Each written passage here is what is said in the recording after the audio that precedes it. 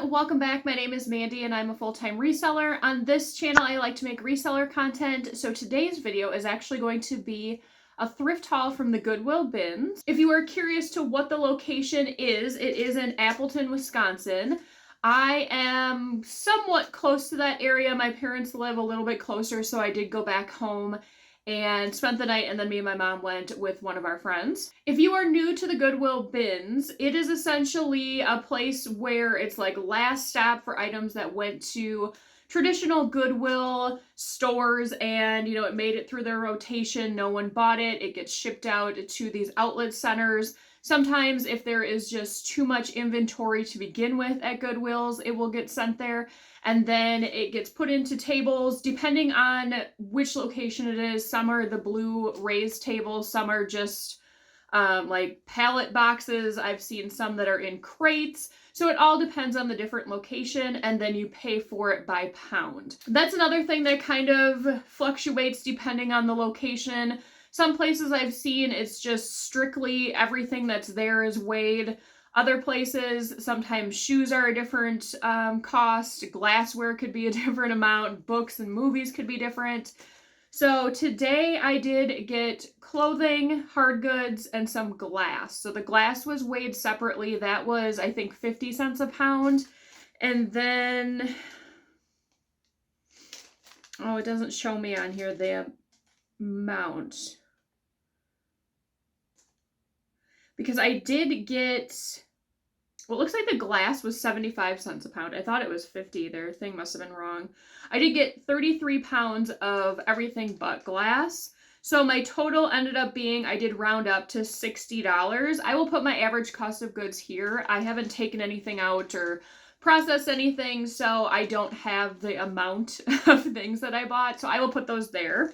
If you're new to the channel, I am someone that sells to Plato's Closet. If you've never heard of that before, it's a buy-sell trade store. You don't really trade, you sell clothing and then they give you cash on the spot, or I guess you could say it's trading. They would give you credit and then you could buy something that they have in their store. Plato's Closet is geared towards, I would say, like ages 14 to like 23 maybe. So late teens to early college years. It's my location loves fast fashion brands like Shein, just those quick like Fashion Nova, nothing else is Nasty Gal, like those type of things they like taking. And brands don't matter so much there. It's more based on style. So I always like to get a bunch of stuff to bring there in hopes that that will cover the cost of everything else that I am buying to sell. It doesn't always work out that way because Plato's doesn't buy everything. And, sometimes I pick up the wrong type of style. So I'm going to show you what I am sending to Plato's first. Everything that I do send to Plato's, I will send there like 2 to 3 times. I'll space it out. Like I don't go every day with the same stuff. I'll just put them in new bags. And then after that, if nothing sells, I send it to ThredUp. Starting with Plato's, this is just the brand So. This is from Kohl's. They do like these little crop tops. Fall is coming, so I figured long sleeve would be best. This is a Zara dress. I don't normally do very well with Zara. Size medium. It is a mini dress too. I will probably look up comps on this just to make sure. I can't imagine that it's going for very much. It's kind of a more outdated style, so we'll see if Plato's even takes it. Otherwise, this will go to ThredUp. Next is a pair of jeans. I don't know this brand. Bamboo, I think. It appears to be more of a low rise, a big flare on these with the seam that goes down the middle. These are a size 11, so junior sizing. My Plato's location loves these shacket type things for the winter. I do live in Wisconsin, so these are normally very popular. These are a pair of Mondetta shorts. They are an extra large. I don't know if Mondetta makes men's or if these are women's, but they can figure that out. This is the brand Rough Hewn, size medium. It is new with tags. I would potentially sell this on my own if they don't take it. It's a black maxi skirt, kind of the more gauzy material, but since it is a maxi length, and it does have that little bit of embroidery there, I thought I would give this a shot. Next up is just No Boundaries. This is another brand they take a lot of. This is style based. It has yin yangs all over it, checkered, like a pullover little polo top. This is really cute. This is from Shein, but this little flower print, they're always taking things with that. And it's corduroy.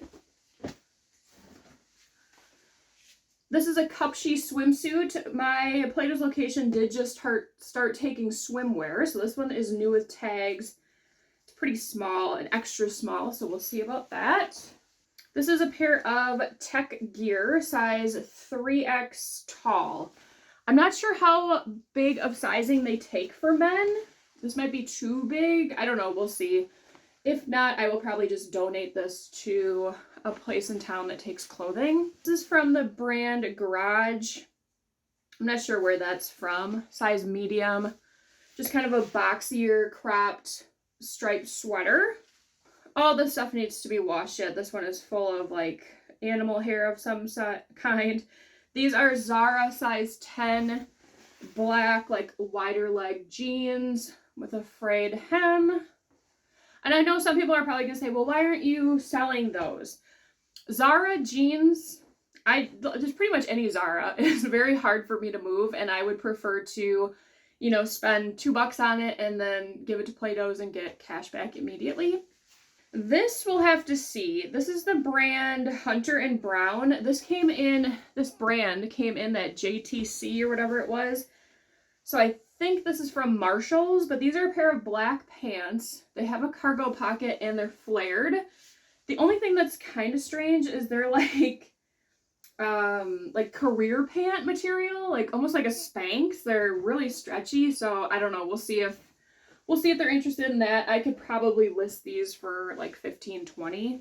And then the last item, this is another brand that I really can't sell for whatever reason, Nike. This has a little hood on it. It's this really pretty lavender color. Okay, so I will show you the glass. I believe this is all I got for that.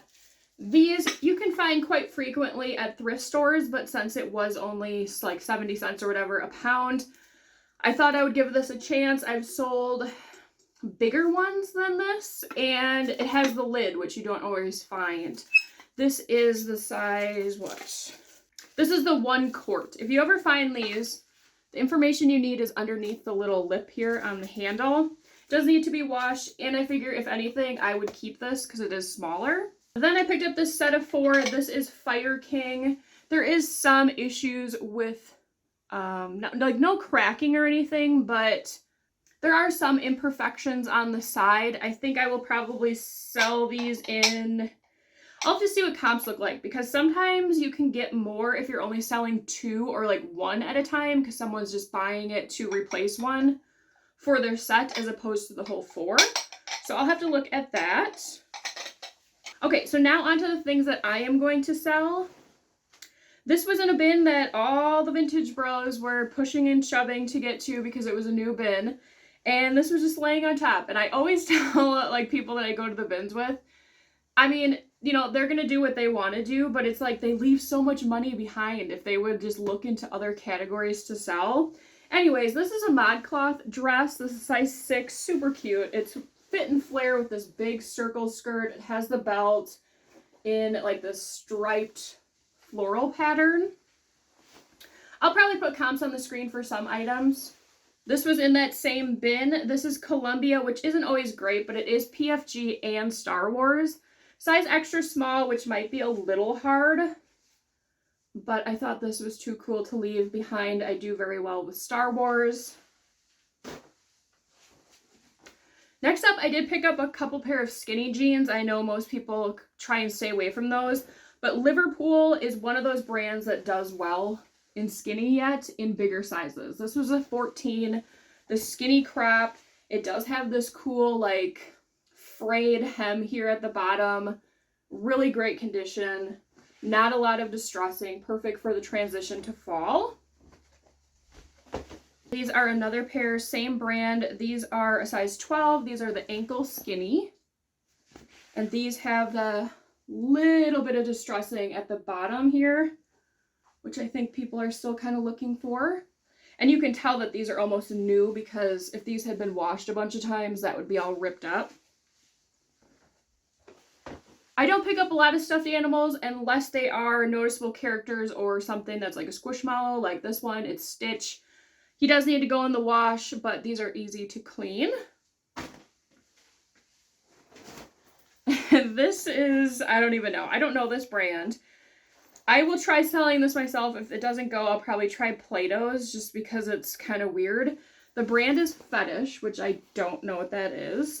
And it has kind of this little chain detail on the back.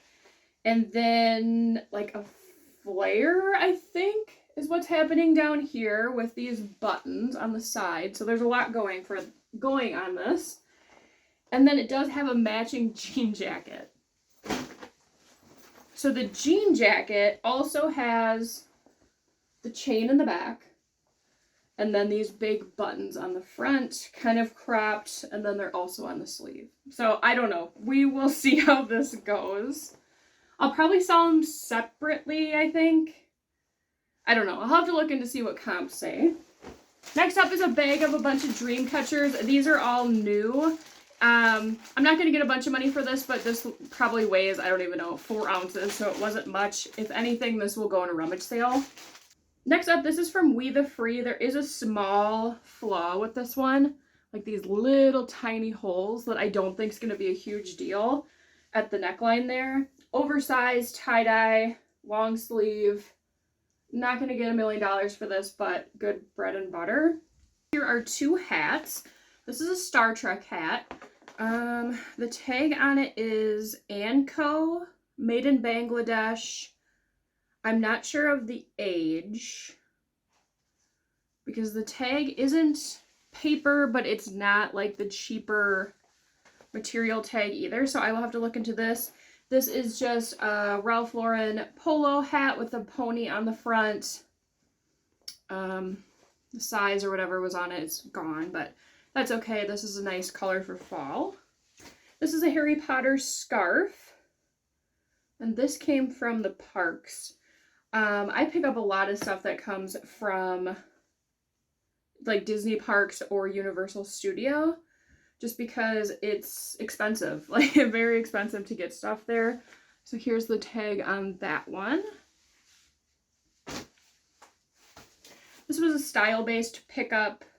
Probably not the greatest for the upcoming season, but it's okay. Christopher & Banks, size small. The brand doesn't mean anything to me, but this is very boho, cottagecore. It's a tiered sheer skirt with these pink and like peach colored flowers, almost like a watercolor print on this.